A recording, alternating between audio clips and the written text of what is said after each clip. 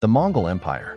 At its peak, it stretched across 24 million square kilometers, making it the largest contiguous land empire in history. But their success wasn't just about brute force or sheer numbers. It was built on a foundation of brilliant, game-changing military innovations that left their rivals in the dust. So, how did a nomadic people from the steppes of Central Asia build such a colossal empire? Let's dive into the military genius of the Mongols. First up, their signature weapon, the composite bow. This wasn't your average bow. It was an engineering marvel, crafted from layers of sinew, wood, and horn, all laminated together. This design stored immense energy, giving it a range of over 350 meters, far superior to the English longbow. But the real magic was how they used it. Mongol archers were masters of horseback archery, trained from childhood to shoot with deadly accuracy while at a full gallop. They could unleash a storm of arrows on an enemy, reload, and fire again, all without slowing down. Imagine facing a hail of arrows from an enemy you can't even catch. That was the terrifying reality for Mongol opponents. This combination of superior technology and unparalleled skill made their mounted archers the most feared light cavalry of their time. But a great weapon is useless without great tactics, and this is where the Mongols truly excelled. Their entire military strategy was built around speed and mobility. While European armies were bogged down by slow-moving, heavily armored knights and infantry, the Mongols were a blur of motion. Each soldier had multiple horses, allowing them to cover vast distances at incredible speeds without exhausting their mounts. They were the masters of hit-and-run attacks, swarming the enemy with arrows and then disappearing before a counterattack could even be organized. One of their most famous and devastating tactics was the feigned retreat. Mongol horsemen would charge, engage briefly, and then pretend to flee in disarray. This was a carefully laid trap.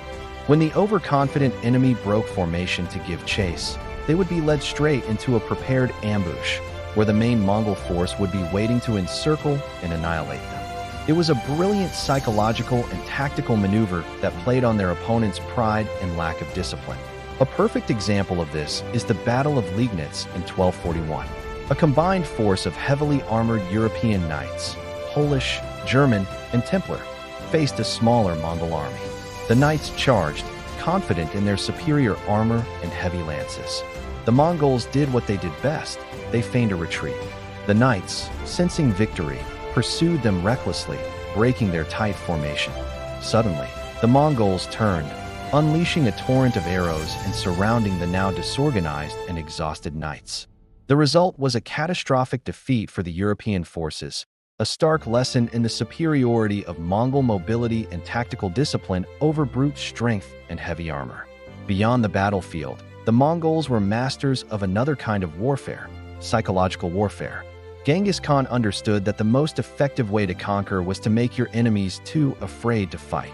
Before attacking a city, they would often offer a choice: surrender and be spared, or resist and be utterly destroyed. For those who resisted, the Mongols were merciless.